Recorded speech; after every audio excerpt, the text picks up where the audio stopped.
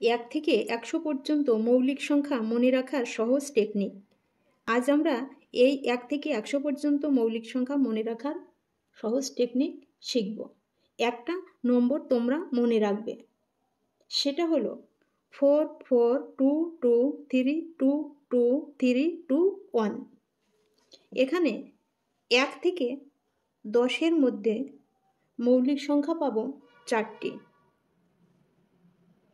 এরকমভাবে আমি পরপর লিখে যাচ্ছি, তোমরা দেখে নাও।